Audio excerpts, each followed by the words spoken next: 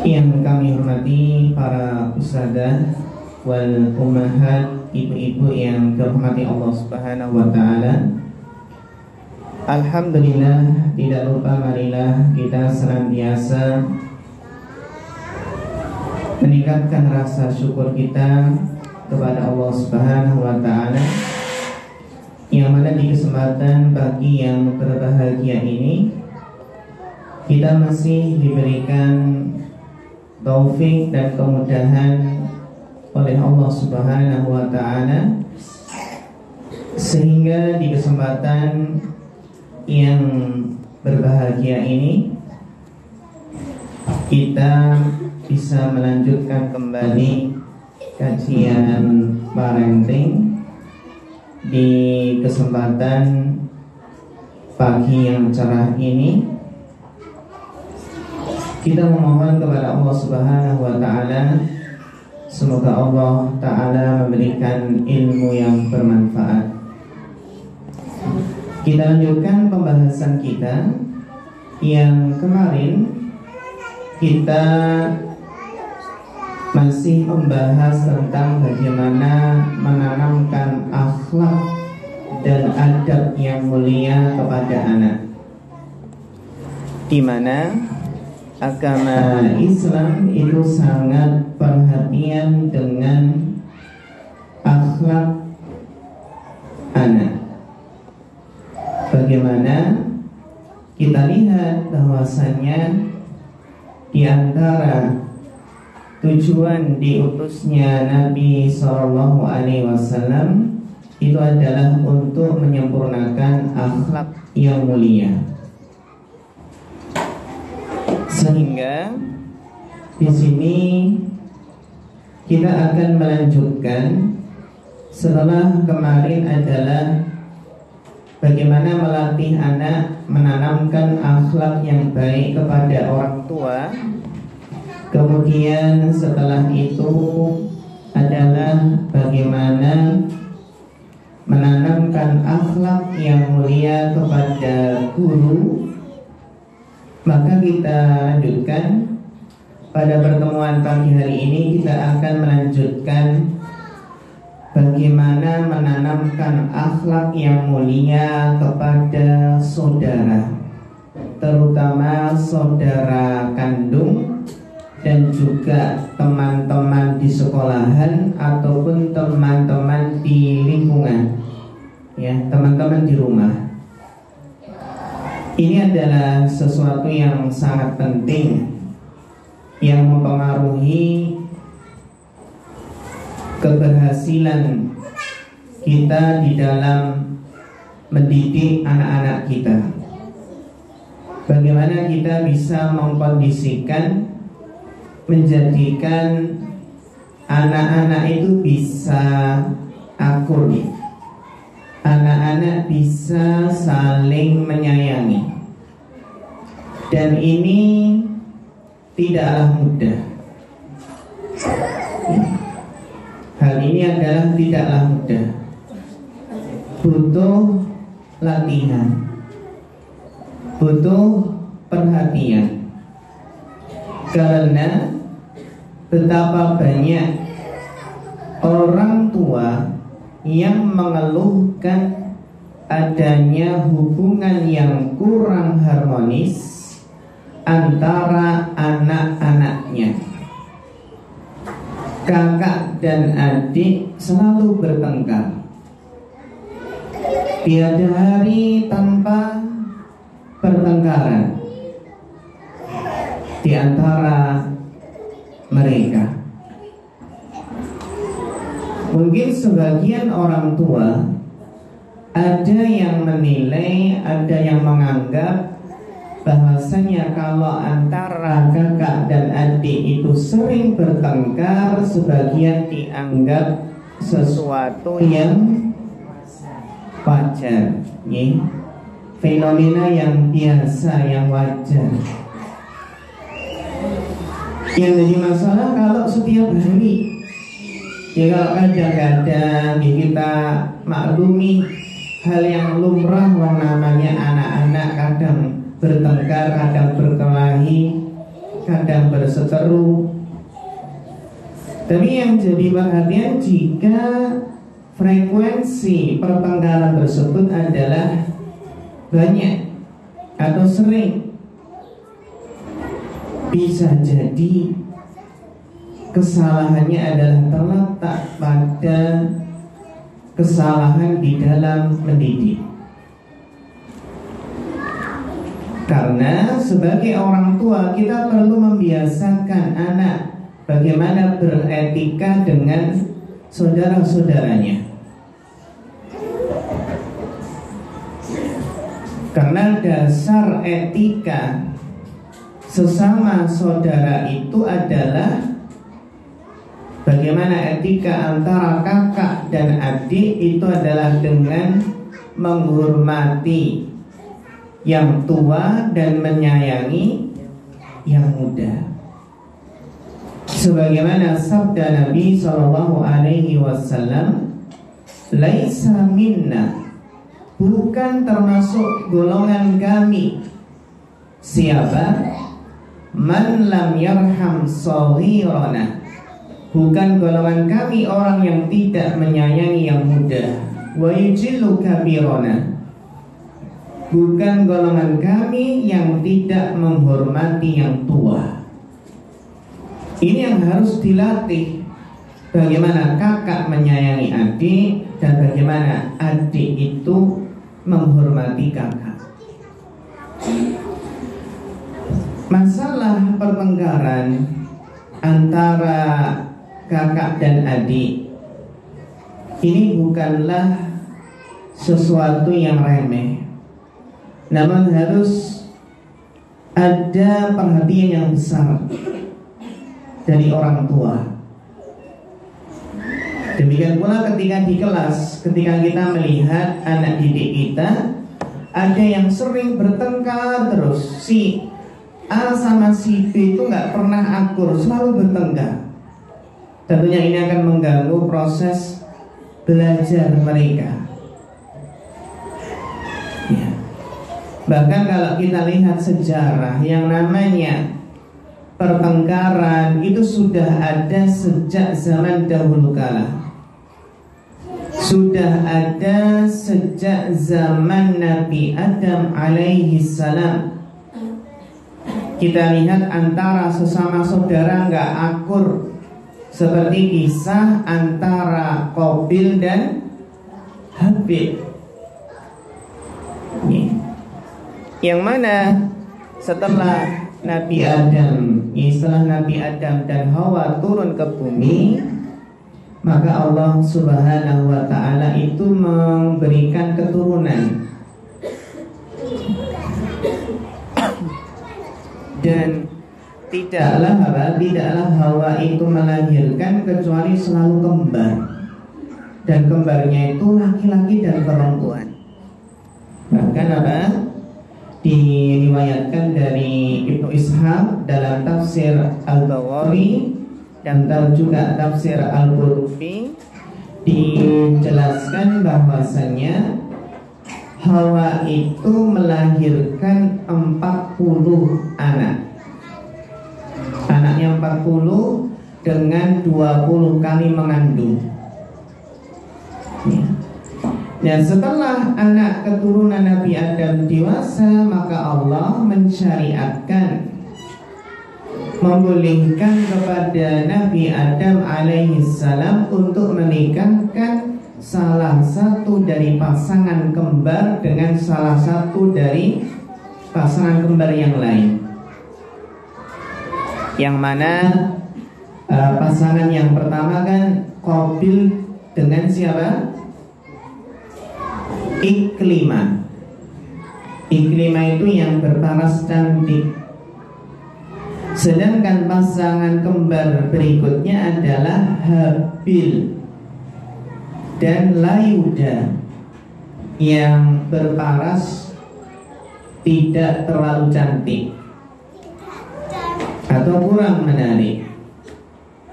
Nah, ketika Nabi Adam hendak menikahkan mereka, Habil dengan Iklimah dan Qabil dengan Layuda, maka protes berproteslah Qabil dan membangkang karena Layuda itu adalah menurut Qabil kurang cantik. Sedangkan saudara kembarnya sendiri kenapa kok malah dinikahkan dengan Habil? Sehingga timbul kedengkian, timbul iri hati antar sesama saudara. Kita lihat bagaimana antar sesama saudara itu bisa timbul iri hati. Ini yang tidak boleh dianggap remeh oleh orang tua. Ketika apa? Ketika sejak kecil dan kita lihat ada perasaan iri antara anak-anak kita, itu sesuatu yang harus diselesaikan, sesuatu yang harus dicari jalan keluarnya. Jangan dibiarkan menjadi kebiasaan ya. Karena akibat iri hati ini akan berdampak buruk. Kita lihat bagaimana ketika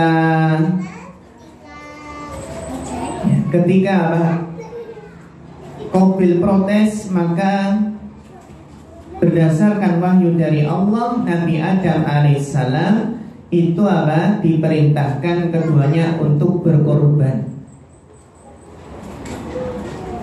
Nah, Qabil seorang petani, maka diperintahkan untuk berkorban dengan seikat.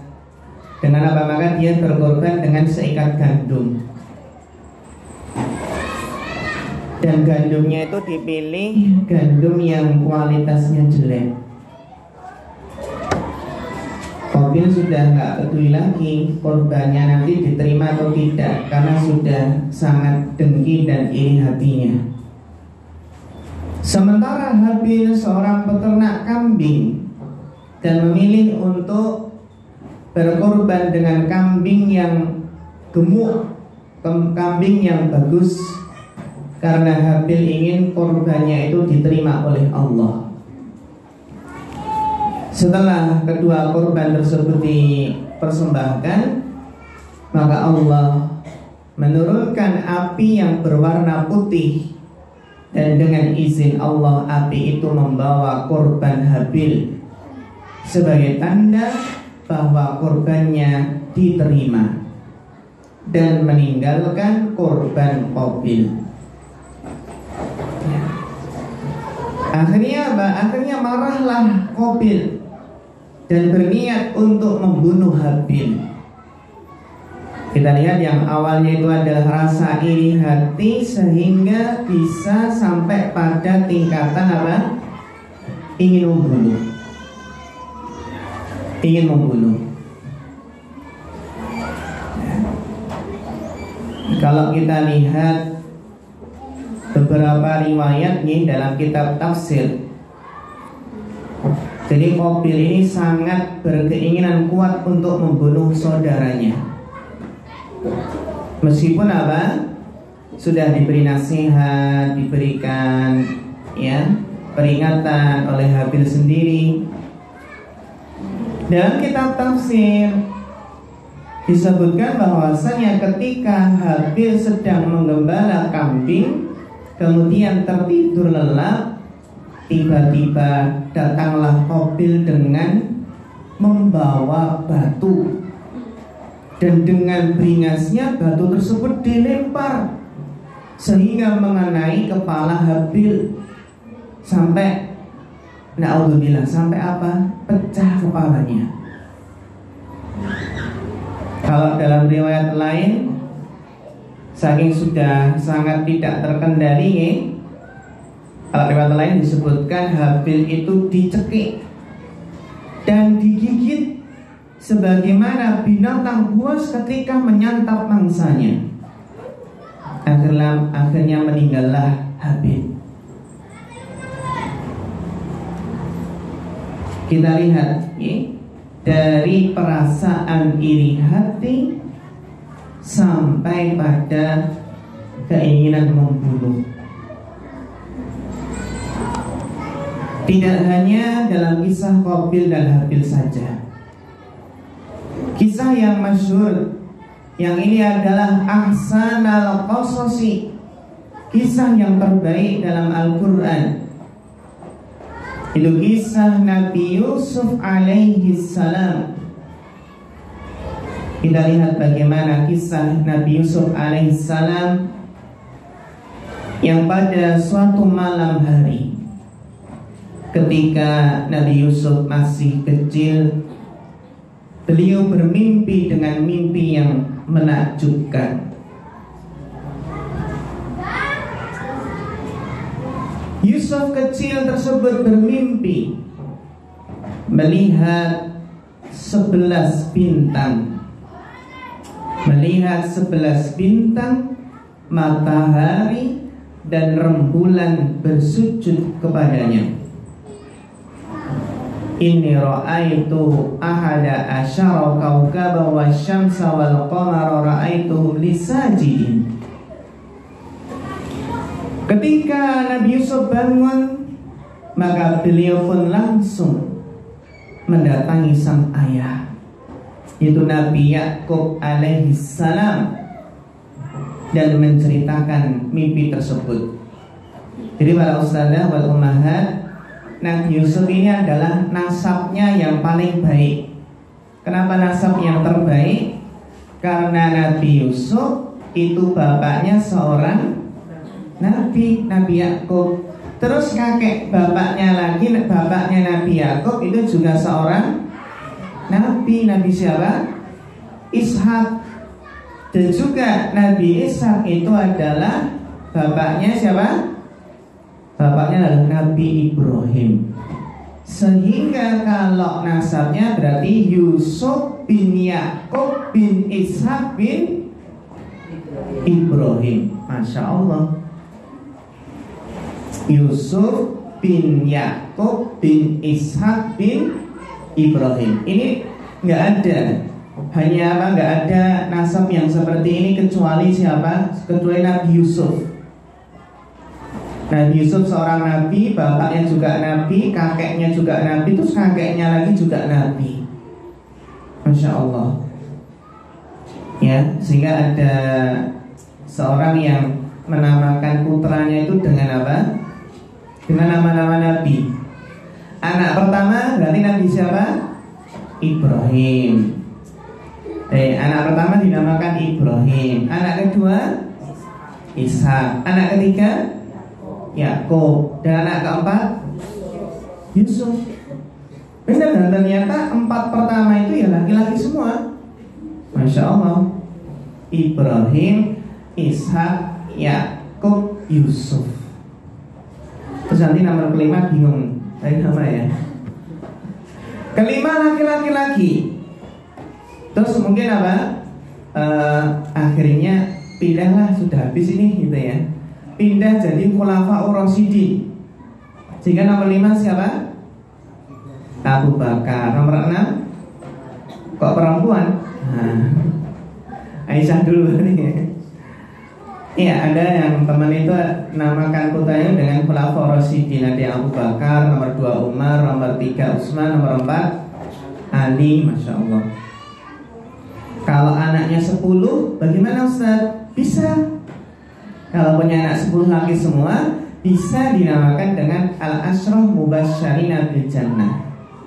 10 sahabat yang dijamin masuk surga. Masya Allah. Khulafaur Rasyidin. Terus nanti ada Sa'ad bin Abi Waqqas, ya, Abdurrahman bin Auf, kemudian Zubair bin Awam, ada Sa'id bin Zaid, ya, dan seterusnya. Ubaidah bin Abi Jarrah. Jadi ketika Nabi Yusuf menceritakan mimpi tersebut kepada ayahnya, maka ayahnya pun langsung paham dengan takwil mimpi tersebut. Paham dengan takwil mimpi tersebut, yang mana akan terjadi pada anaknya tersebut suatu perkara yang besar. Maka sang ayah pun segera memberikan nasihat kepada Yusuf agar tidak menceritakan mimpi tersebut kepada saudara-saudaranya. Kenapa? Karena nantinya setan bisa merusak hubungan antara mereka. Jadi kalau hubungan antara saudara kandung itu bisa rusak, itu juga karena ulah setan yang merusak hubungan persaudaraan. Nanti setan bisa merusak hubungan mereka, dan akhirnya mereka pun hasad terhadap pemberian Allah. Jadi hasad kepada Nabi Yusuf karena apa? Karena pemberian Allah tersebut. Akhirnya Nabi Yusuf pun menaati nasihat sang ayah.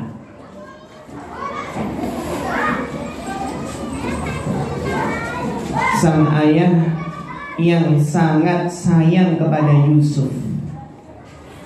Kita lihat bagaimana Nabi Yakub ini adalah sangat sayang dengan Yusuf karena anak baik, anak soleh, anak yang nurut, sangat sayang. Melebihi kesayangannya kepada apa? Anak-anaknya yang lain. Sehingga membuat saudara-saudaranya merasa iri dengan Yusuf. Pertanyaannya nih, ibu para ummahat, pertanyaannya, apakah Nabi Yusuf alaihissalam tidak berbuat adil? Nabi Yakub alaihissalam tidak berbuat adil? Karena lebih menyayangi Yusuf alaihissalam?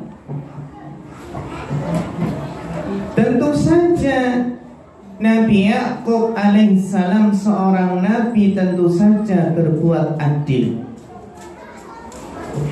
Tapi yang namanya urusan sayang, urusan lebih mencintai, itu adalah urusan apa? Hati. Yang tidak bisa apa? Ya tidak bisa sama. Ya karena Nabi Yusuf itu adalah anak yang soleh, yang nurut, yang baik.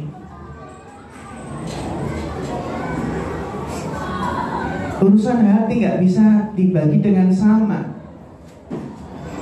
Sebagaimana seandainya ada seorang laki-laki yang seorang suami yang poligami, kira-kira bisa adil gak dalam urusan hati? Tidak bisa. Kalau urusan nafkah ya bisa, urusan membagi waktu mungkin bisa. Tapi kalau urusan hati itu tidak bisa.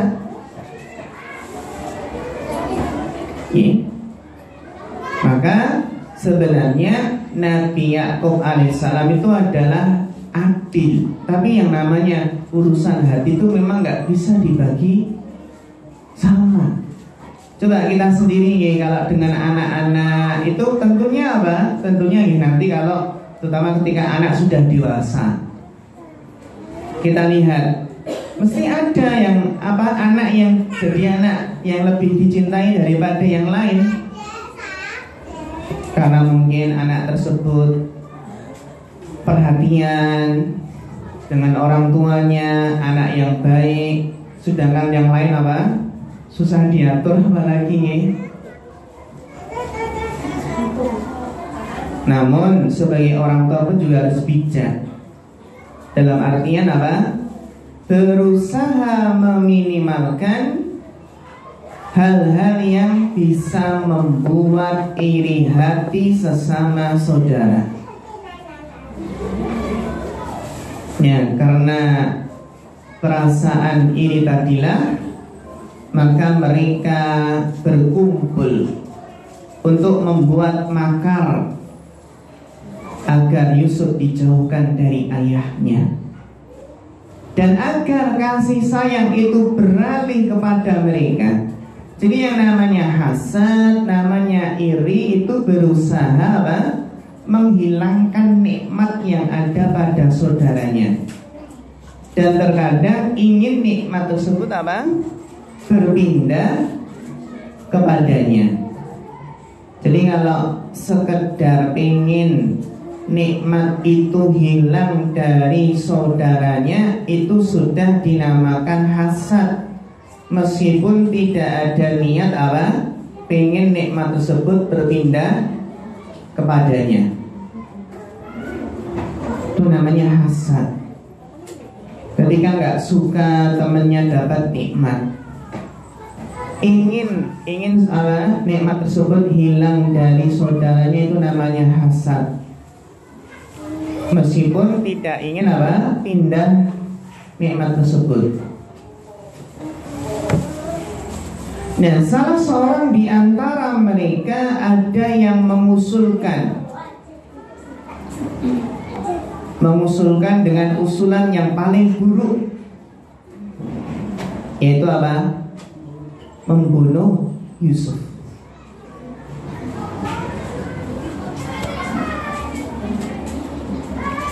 Ada juga yang usul untuk membuang Yusuf ke tempat yang jauh agar perhatian ayahnya hanya tertumpah kepada mereka saja.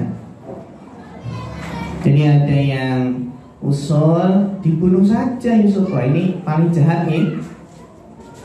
Atau usul yuk dibuang saja ke tempat jauh, biar ayah apa perhatiannya ke kita saja.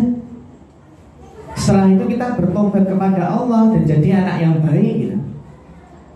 Itulah apa? Itulah tipu daya iblis. Ketika apa? Menghiasi, nggak apa-apa berbuat buruk, ya silahkan berbuat maksiat, nanti tinggal apa? Bertobat. Sebagaimana ini yang terjadi pada saudara-saudara Yusuf. Ya. Ada yang usul dibunuh, dibuang ke tempat yang jauh. Setelah itu kita bertobat kepada Allah, menjadi anak yang baik, yang disayang ayahnya. Akan tetapi ada di antara saudara-saudara Nabi Yusuf ini yang menolak usulan kalau Yusuf dibunuh. Ini berarti agak lumayan ya, menolak, nggak setuju kalau dibunuh. Tapi hanya mengusulkan agar Yusuf dimasukkan ke dalam sumur yang berada jauh, agar nanti ditemukan oleh kafilah yang lewat atau oleh apa? Ya, pedagang yang lewat, ya. Kafilah itu ya rombongan para pedagang yang membawa barang-barang dagangan. Dengan harapan nanti Yusuf ini diambil di sumur dan dijual, dijadikan budak. Nah, ternyata usulan inilah yang dipandang baik dan diterima mereka. Dengan demikian apa? Kesimpulannya, kesempatan mereka adalah Yusuf diasingkan, dijauhkan dari tengah-tengah mereka. Akhirnya mulailah mereka pun berpikir bagaimana caranya agar rencana tersebut dapat terlaksana dengan baik. Setelah itu mereka pun akhirnya menemukan caranya. Mereka pun akhirnya datang kepada sang ayah, kemudian berkata, "Wahai ayah kami, apa sebabnya engkau tidak mempercayai kami terhadap Yusuf? Padahal sesungguhnya kami adalah orang-orang yang menginginkan kebaikan bagi Yusuf." Jadi merayu gimana? Ayah, kalau kita pergi nanti Yusuf pergi bersama kami besok agar bisa bermain, bersenang-senang, ya. Dan nanti kami akan menjaga dengan baik. Jadi apa? Dirayu, pengen ngajak main bareng, ya, bersenang-senang, nanti berjanji akan menjaga dengan baik. Tapi Nabi Yakub pun menjawab, menjawab dengan menyatakan bahwasannya kepergian kalian bersama Yusuf itu sangat membuatku bersedih. Bahkan Nabi Yakub itu khawatir nanti kalau dimakan serigala. Nabi khawatir kalau Yusuf dimakan serigala karena lalai dalam menjaganya.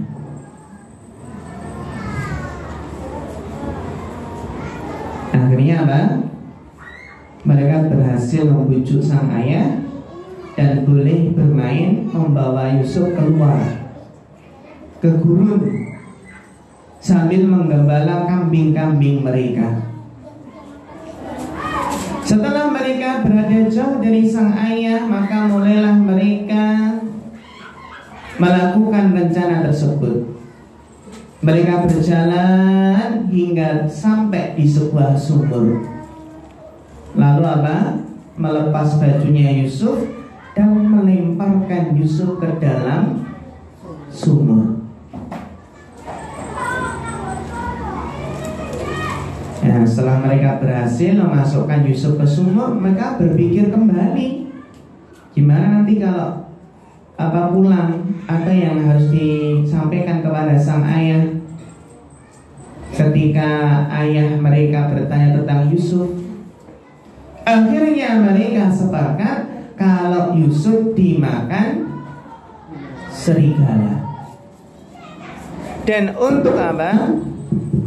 Untuk menguatkan pernyataan mereka itu, akhirnya apa? Mereka menyembelih seekor kambing,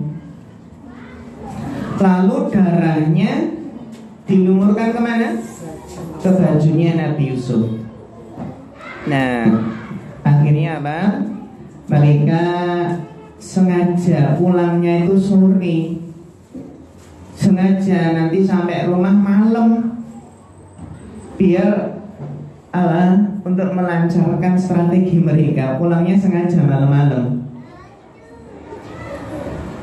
Dan mereka pun ketika bertemu dengan ayahnya dalam keadaan pura-pura menangis, Nabi Yakub pun melihat mereka ternyata Yusuf gak ada di tengah-tengah mereka. Akhirnya mereka pun memberitahukan secara dusta bahwa ketika mereka pergi untuk berlomba-lomba, ternyata Yusuf ditinggal di dekat barang-barangnya. Kemudian Yusuf dimakan serigala. Kemudian apa? Yusuf dimakan serigala.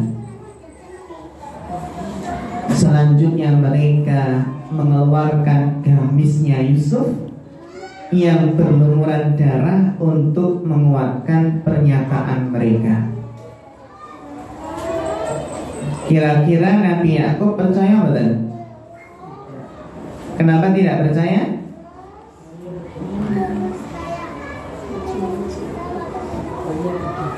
Bajunya? Iya, bajunya tidak sobek. Ya ada darahnya, tapi mereka lupa menyobek-nyobeknya. Jadi Yakub berkata, ya kok aneh nih serigala ini, kenapa kok memakan Yusuf tanpa menyobek bajunya. Jadi Nabi Yakub paham kalau mereka berdusta. Tapi Nabi Yakub fasabrun jamil, sabar. Fasabrun jamil, sabar. Dengan kesabaran yang indah. Maka bisa kita ambil kesimpulannya dari kisah tersebut, yang namanya antara anak-anak itu bisa timbul iri hati. Nah, bagaimana orang tua itu sejak dini mengkikis atau menghilangkan, meminimalkan jangan sampai timbul perasaan iri tersebut. Karena terkadang sebagian sikap orang tua itu adalah memupuk terjadinya iri hati antara sesama saudara kandung. Dan ini bahaya.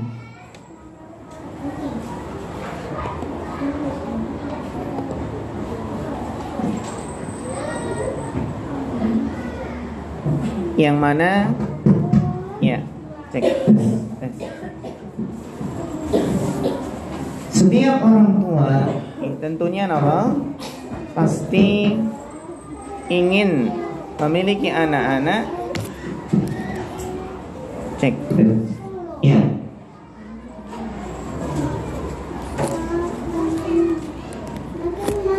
Kabelnya nih ini.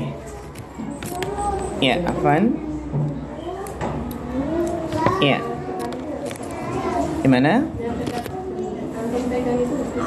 Oh, ini. Cek tes. Ya. Jadi kalau kita perhatikan nih, semua orang tua pasti ingin memiliki anak-anak yang akur, yang saling menyayangi. Cek. Jadi kita ingin memiliki anak-anak yang saling sayang, akur antara adik dan kakak. Tapi apa?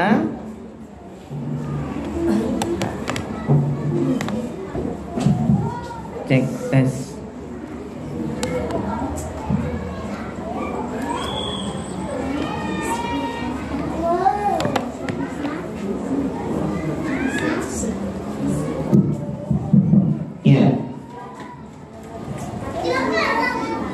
Banyak dari orang tua yang nggak sadar, ternyata di balik keinginan tersebut itu membutuhkan usaha. Terciptanya hubungan yang harmonis antara anak-anak itu adalah tentunya setelah taufik dari Allah, adalah karena didikan yang benar. Jadi bagaimana pola parenting, bagaimana cara asuh yang salah itu berakibat menjadikan hubungan antar anak itu jadi buruk. Timbul saling iri, dengki, bahkan saling bertengkar. Bahkan bertengkarnya pun awet sampai mereka dewasa.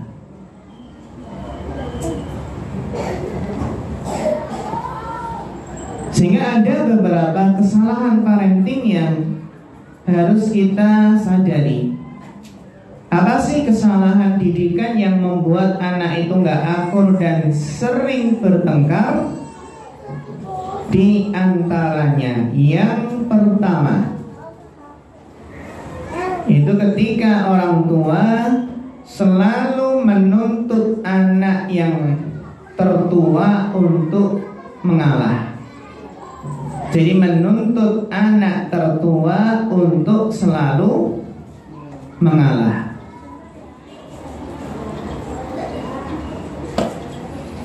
Kesalahan pertama dalam parenting yang membuat anak jadi nggak akur adalah ketika orang tua selalu mengatakan, selalu menuntut kakak untuk mengalah kepada adik. Mengajarkan tentang mengalah pada saudara memang penting, tapi kalau cuma sepihak ini ditakutkan malah menjadi sebuah tekanan. Karena apa?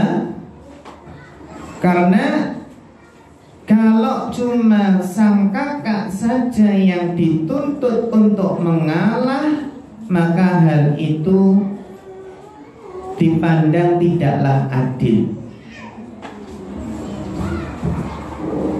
Karena yang namanya anak kecil itu belum paham. Kenapa kok saya harus mengalah terus?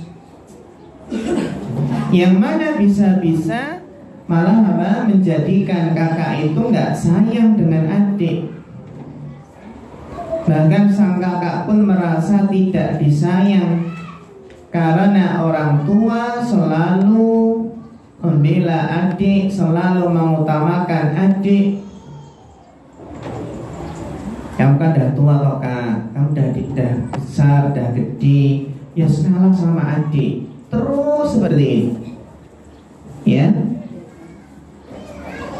Dan kita nggak pernah untuk mengatakan kepada adik seperti dik, ini buat biar kakak dulu yang pakai, kakak kan ini baru butuh. Seharusnya adil. Ini kan punya kakak, jadi kalau pinjam ya izin. Sehingga akibat kakak yang dituntut terus untuk selalu mengalah, akibatnya hubungan antara kakak dan adik tidak akur.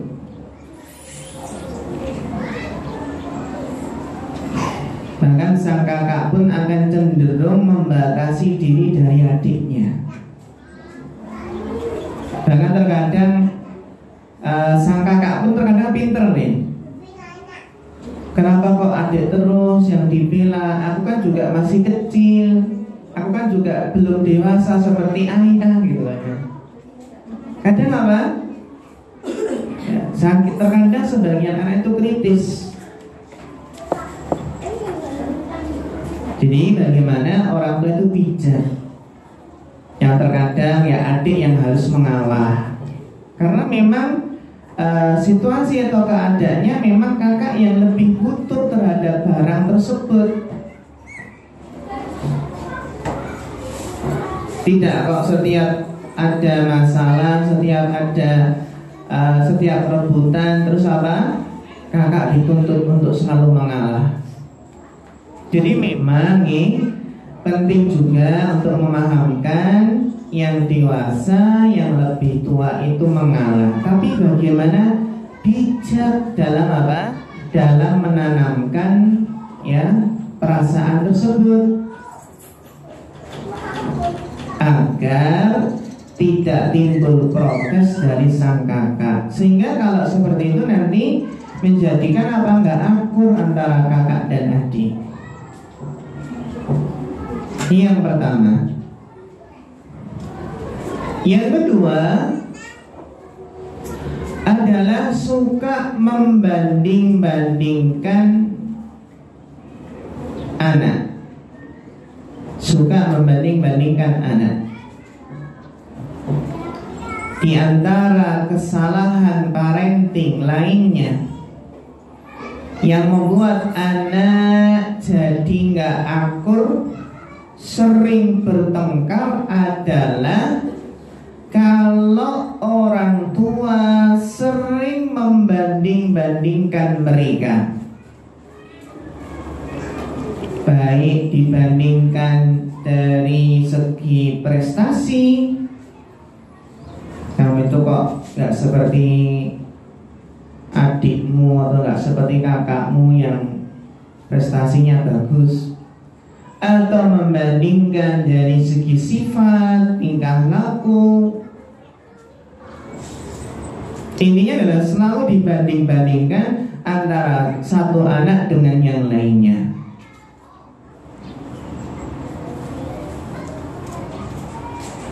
Karena kalau dibanding-bandingkan seperti ini, maka akan membuat anak-anak jadi berpikir kalau saudaranya itu adalah rivalnya. Itulah kenapa sebabnya anak-anak pun jadi sulit untuk akur, sulit untuk akrab, ya karena dianggap saingan.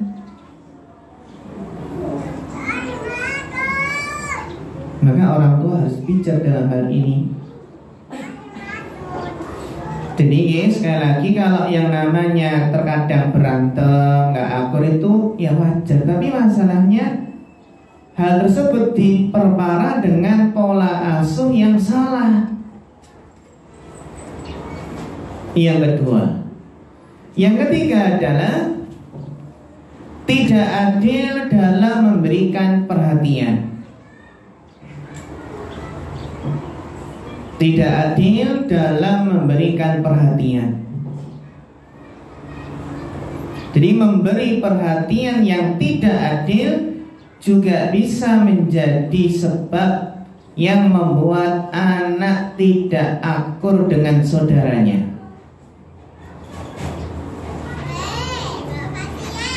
Karena yang mana apa? Yang mana perhatian yang cenderung pilih kasih seperti ini akan membuat salah satu anak jadi merasa tersisihkan, sehingga bisa iri dengan saudaranya.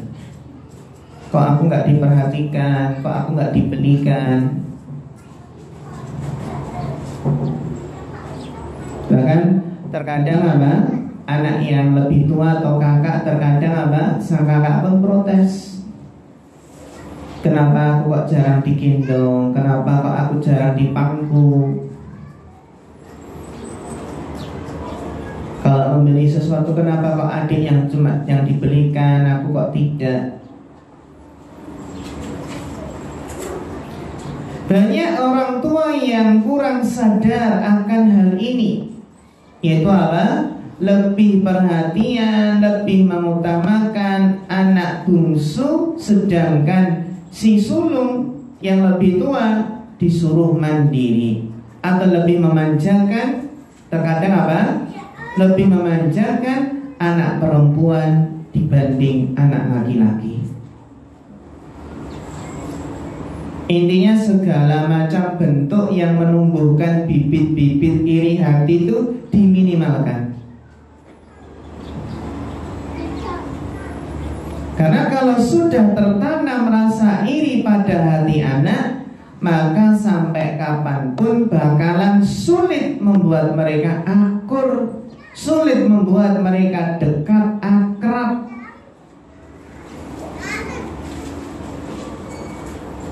Karena apa? Merasa sebagian itu kurang diperhatikan, kurang merasa tersisihkan. Ini ya, jadi yang menumbuhkan bibit iri hati atau kebencian, permusuhan itu adalah ketika salah satu dari anak itu merasa tidak diperhatikan. Maka apa? Kita berusaha adil. Adil yang memang bisa adil. Tapi kalau urusan hati memang susah. Tapi dalam yang lain berusaha adil, yang memang bisa adil. Atau terkadang yang berikutnya yang bisa membuat tidak akur itu, yang kelihatannya mungkin sepele, kelihatan candaan, adalah mengejek fisik anak, sehingga ditiru oleh saudaranya. Ya, mengejek fisik anak sehingga ditiru saudaranya. Jadi salah satu yang dipandang pantang ya dilakukan orang tua itu adalah mengolok-olok fisik anak. Entah kondisi fisiknya yang mungkin kurang sempurna, berbeda dengan saudaranya, atau tidak secantik atau tidak setampan kakak atau adiknya, meskipun hanya bercanda dan tidak berniat menyakiti, tapi perilaku ini bisa membuat saudaranya menganggap bahwa mengejek fisik itu sesuatu yang normal. Contohnya berapa? Kamu pesek ya, pesek nggak seperti kakakmu yang mancung ya, gitu nih. Atau mungkin keriting, keribu, kau nggak seperti kakakmu yang rambutnya lurus.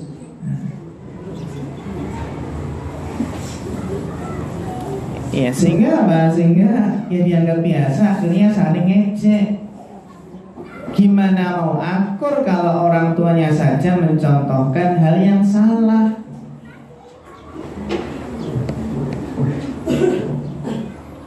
Yang kelima, yang membuat anak itu gak akur adalah cara asuh yang keras pada salah satu anak. Jadi cara asuh yang keras.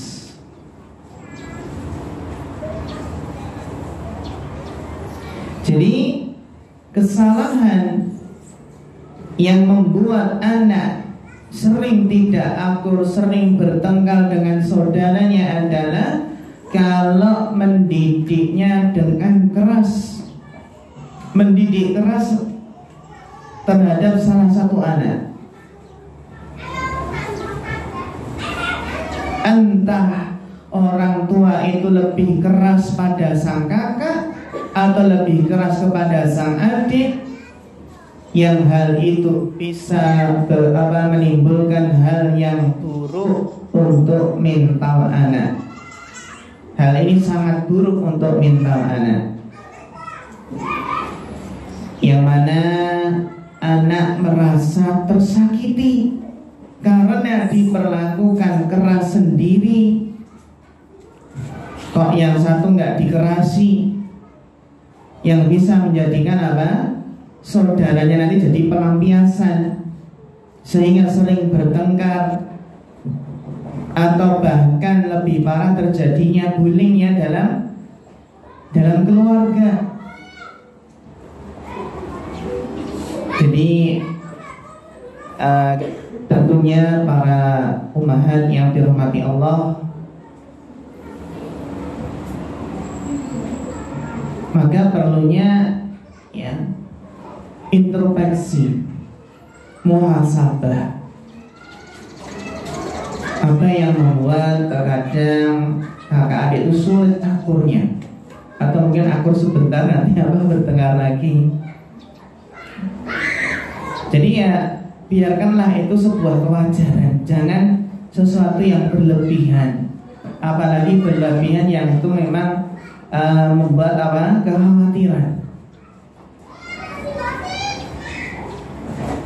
Jadi pentingnya sebuah introspeksi, karena siapa tahu penyebab tidak akurnya itu adalah kesalahan dalam parenting yang membuat anak gak bisa saling menyayangi.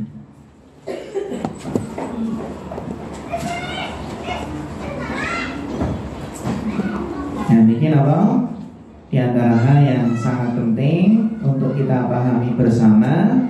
Nah, nanti tinggal kalau kita sudah tahu beberapa kesalahan, nanti insya Allah akan kita lanjutkan dengan apa? Dengan menanamkan bagaimana memupuk kasih sayang dan adab yang mulia, etika sesama saudara. Ya, etika apa? Sesama saudara, agar apa? Agar bisa akur, bisa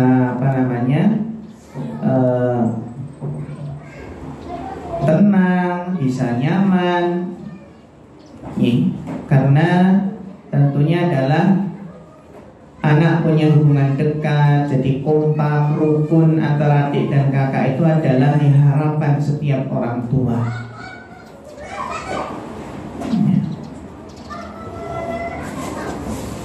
Jadi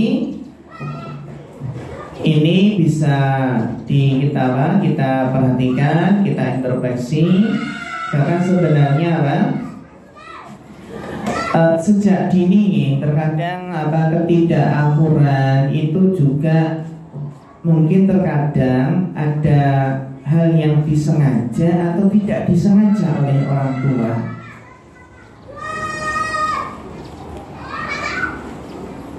Bisa jadi di antara bentuk kesalahannya adalah bersiap untuk adik tapi tidak bersiap untuk kakak, tidak melakukan apa-apa untuk sang kakak. Jadi banyak orang tua yang gembira memberitahu anak pertamanya tentang kalau nanti akan punya adik. dan berharap apa nanti kakak akan ikut gembira.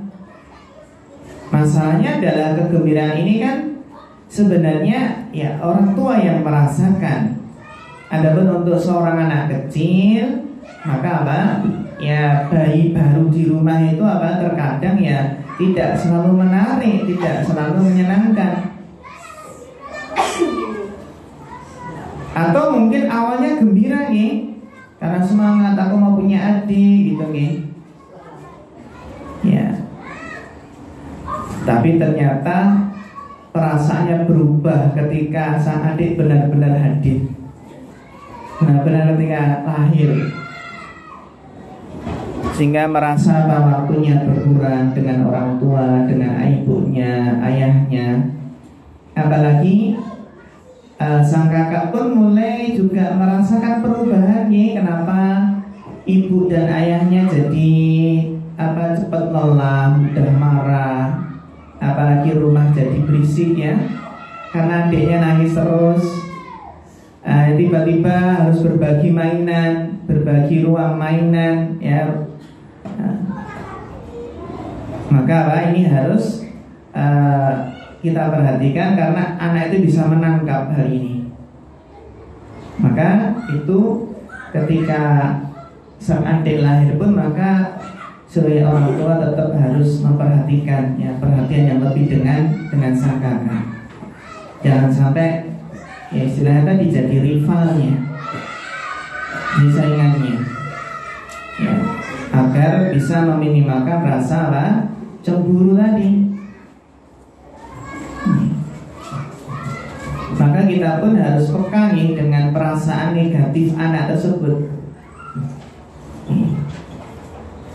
Ketika ada benih-benih yang kurang baik, maka harus peka sebagai orang tua.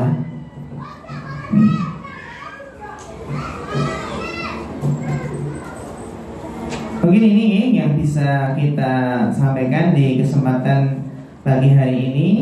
Beberapa bentuk kiat tadi, sebab ya kesalahan di dalam parenting yang menyebabkan anak itu ternyata susah akur. Ya, nanti akan kita lanjutkan bagaimana adab antara sesama saudara kandung, kakak adik, atau juga adab sesama teman di sekolah. Itu yang penting sekali untuk kita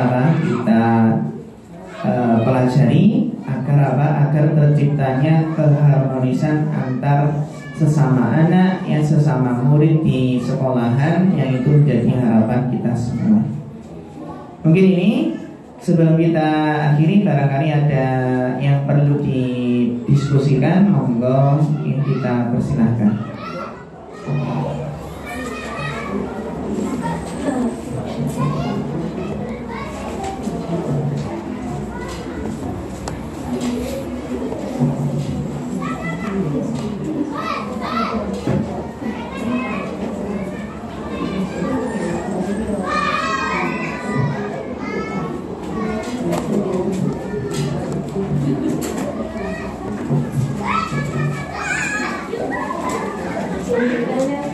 Iya, monggo.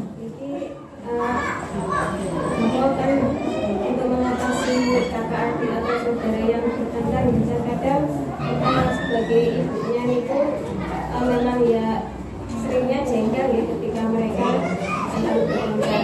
Dan itu seringnya juga ketika satu itu kita memperlihatkan wajah yang yang marah, dan karena kurang sabaran kita pada mereka gitu.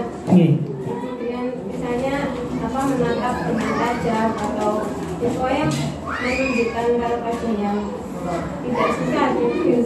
Dan itu berkonsep dirinya apakah boleh atau berkonsep. Mungkin itu saja dari Iya. Iya, Masya Allah, pertanyaan yang bagus sekali ya. Memang terkadang yang perlu kita sadari ya, ketika anak-anak itu bertengkar, ribut di rumah, terkadang kita karena mungkin kelelahan, kecapean, terkadang kita pun juga tidak sabar atau kurang sabar di dalam menghadapi dan menyikapinya. Maka bagaimana solusinya? Ya memang kalau kita melihat anak bertengkar, memang kita pahami bahwasanya apa? Bahwasanya ketika kita melihat hal tersebut, yang pertama kali kita lakukan adalah bagaimana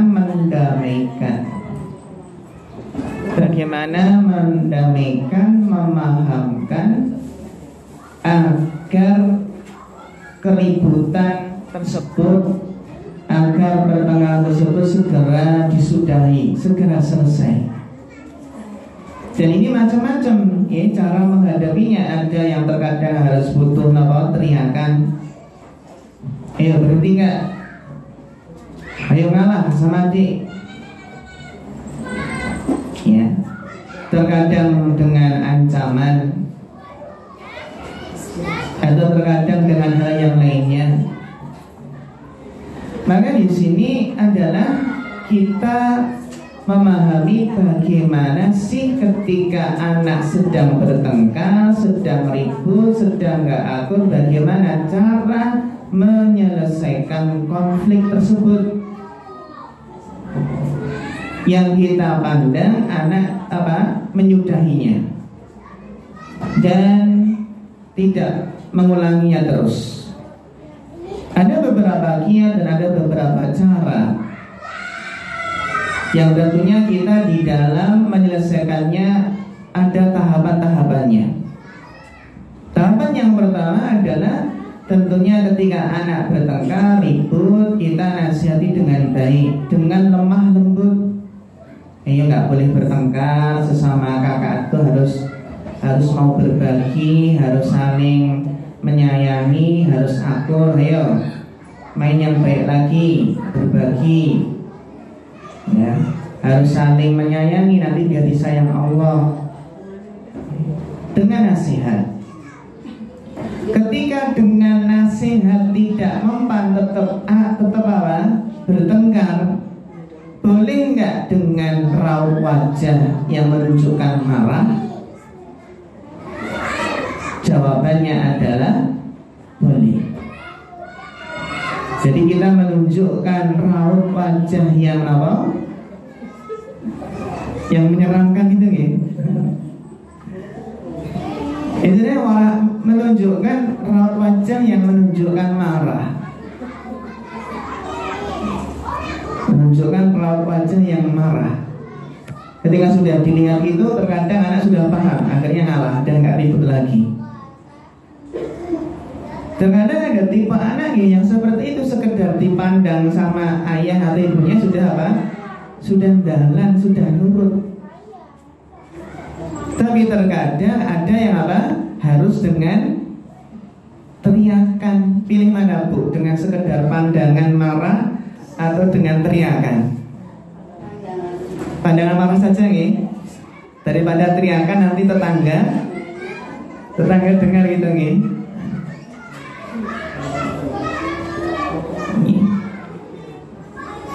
Jadi ada anak-anak yang ketika diajak ke masjid, ada yang diajak ke masjid itu terus rame, terus dipandangi sama ayahnya itu langsung langsung jalan, langsung nurut. Tapi ketika pulang, ketika pulang ke rumah, di jalan nangis. Kenapa nangis? Karena tadi dipandang oleh sang ayah dengan pandangan yang marah tadi, serem tadi.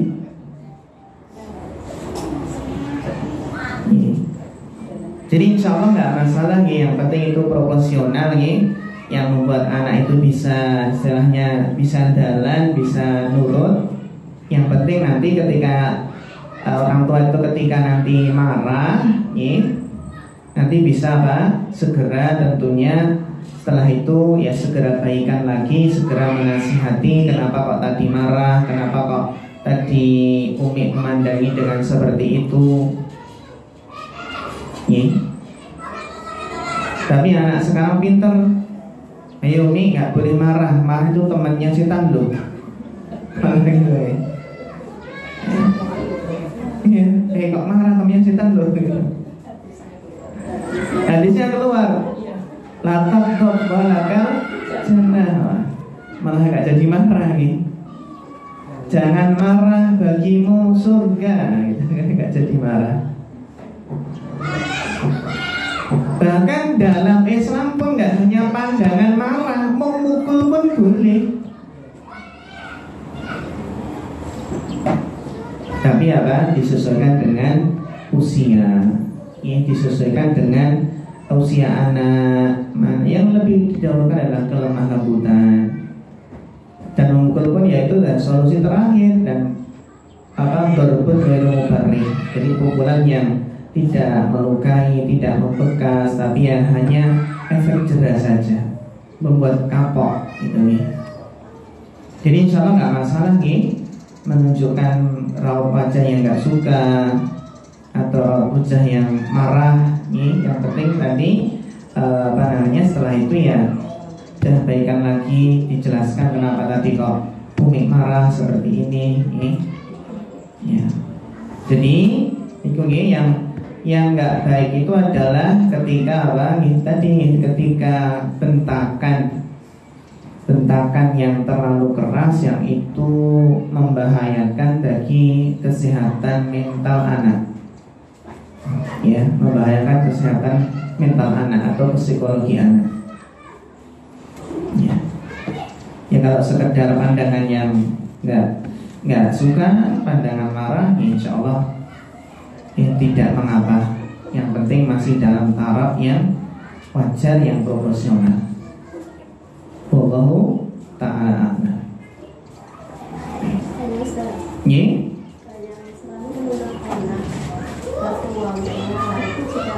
Usianya terlalu jauh begitu, maka tidak akan berpengaruh ke anak. Ya, pertanyaan bagus sekali. Bagaimana ketika menuntut anak yang lebih tua itu harus mengalah? Ini juga memang dilihat dari usia, dari usia anak tersebut.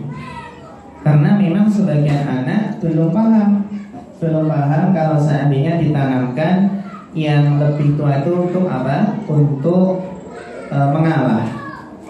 Dan tentunya kalau usianya itu terpaut jauh, itu ya lebih bisa diterima gitu. Lebih bisa diterima. Contohnya adiknya kelas 1 SD, terus kakak 1 SMP. Dan tentunya sang kakak yang 1 SMP ini lebih bisa menerima.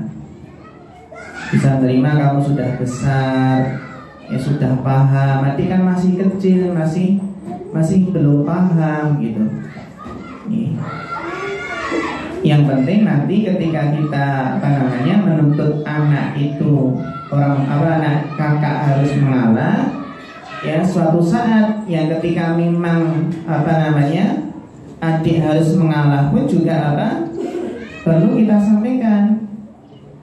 Ketika mungkin rebutan buku dan buku tersebut memang sedang dibutuhkan oleh kakak yang kelas 1 SMP tadi.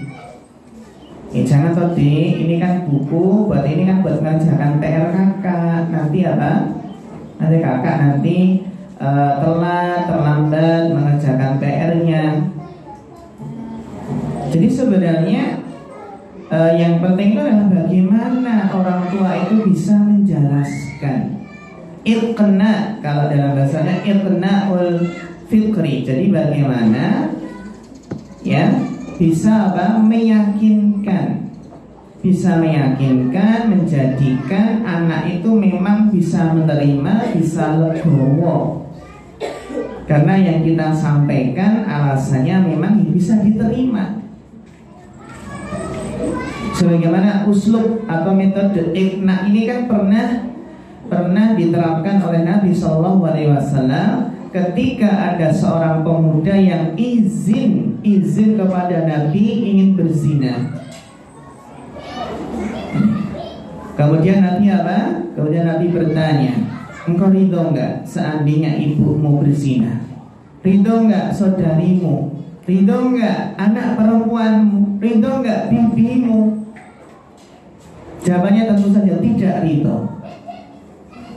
Ketika itu kemudian Nabi berdoa dan menyentuh dada orang pemuda tersebut, Allahumma tahhir qalbahu, ya Allah, sucikanlah, bersihkanlah hatinya.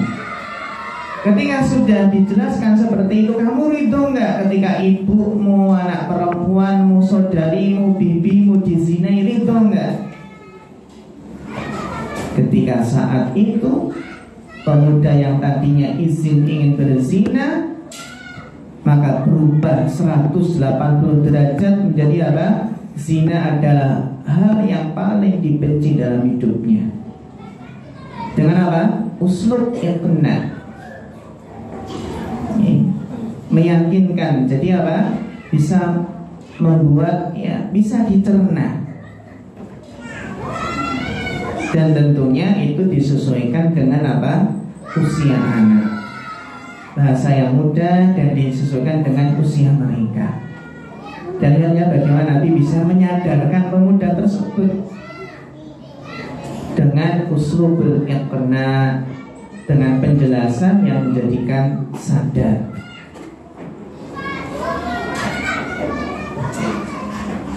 Wallahu ta'ala. Untuk mana? Terakhir. Di luar tema Ustaz. Iya, betul apa?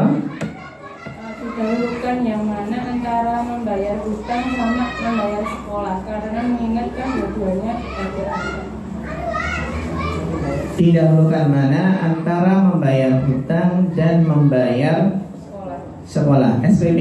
Iya, pokoknya administrasi sekolah. Administrasi sekolah.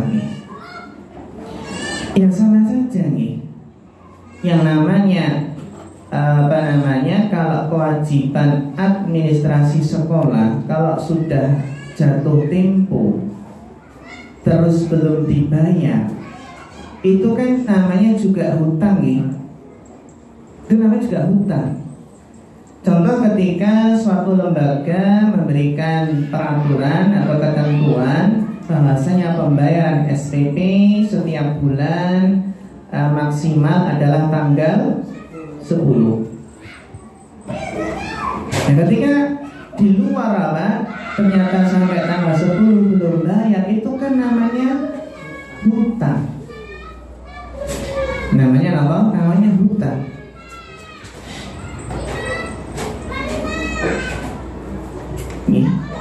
Maka ketika membayar hutang itu adalah bagaimana metodenya? Ya, kita dahulukan yang sudah jatuh temponya. Mana yang sudah jatuh temponya.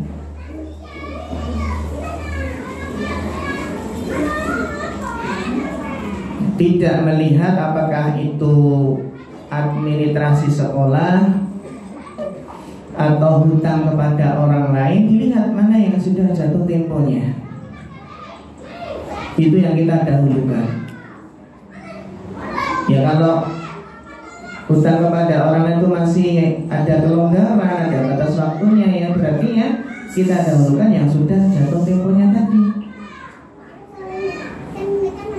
Terutama kalau seandainya terlebih lagi administrasi sekolah, yang mana ini adalah untuk kemaslahatan sekolah, agar sekolah bisa berjalan, untuk operasional sekolah, untuk kebutuhan KBM, agar KBM bisa berjalan, terus untuk mukafaah juga para guru, para ustadz dan ustadzah, yang di situ ada maslahat besar.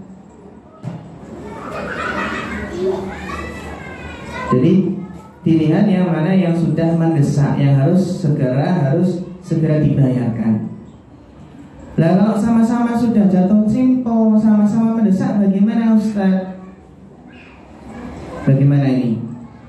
Jika contohnya seseorang berhutang kepada A, B, C. Hutangnya kepada A, B, C dan semuanya sudah jatuh temponya. Hutang A 100 juta, B 150 juta. Terus C berapa, Bu? 200 juta.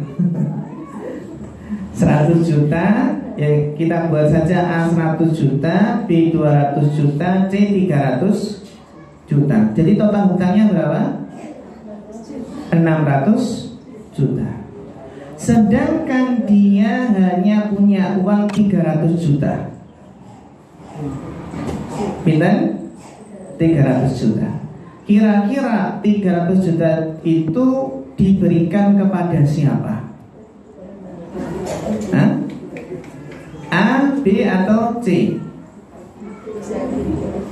Apakah untuk C 300 lunas? Ataukah untuk A dan B? A dan B berarti kan 300 juta nih juga lunas, sedangkan C belum disaur. Dibagi. Bagaimana membaginya? Sesuai dengan besarnya hutang. Sesuai dengan apa? Besarnya hutang. Berarti kalau dibagi tadi yang 100, 200, terus 300, terus hanya punya uang 300, maka si A mendapatkan berapa? 50, si B 100, si C 150. Kalau dalam syariat seperti itu nih, 50, 100, terus 150. Itu cara untuk membayar hutang fisyuroka ketika ya hutang itu berserikat. Punya hak seperti itu. Nah kalau seandainya antara hutang dan administrasi sekolah bisa dicicil, sama-sama mendesak, waktunya juga jatuh tempo, ya sudah sesuai dengan besarnya nilai hutang tersebut. Contohnya apa? Contohnya nih, kalau hutangnya tadi adalah contohnya pinten 300.000, terus administrasi pinten 150, berarti kan separuh nih. Berarti kan yang 100 dapat 100 dan dapat berapa? 200 kan seperti itu. Ketika ya, tapi kalau uangnya itu uangnya pas nih, kalau 300, masalahnya kalau uangnya cuma 150 gitu nih. Jadi sama dengan tadi nih. Ya, jadi paling tidak kalau seperti itu nih bisa apa? Bisa dilihat prosentasenya. Sehingga apa? Bisa mencicil kedua-duanya. Ketika memang nggak cukup belum cukup untuk melunasi kedua-duanya tadi. Seperti permisalan dengan A, B, dan C tadi. Misalnya paham nih secara matematika nih. Nah, ini ketika memang sama-sama sudah jatuh tempo. Wallahu ta'ala a'lam bishawab. Demikian mungkin para ustadzah wal ummahat, ibu-ibu yang dirahmati Allah Subhanahu wa taala, yang bisa kita bahas di kesempatan pagi yang berbahagia ini. Alhamdulillah kita di tahun ajaran baru ini bisa diberikan kemudahan dan taufik oleh Allah untuk belajar bersama tentang parenting lagi. Ini semoga Allah memberikan istiqomah dan memberikan ilmu yang bermanfaat. Demikian, ada kurang lebihnya mohon maaf. Fanas'alullah ta'ala al-huda wat-tuqa wal-afafa wal-ghina. Fa akhirul kalam, wassalamualaikum warahmatullahi wabarakatuh.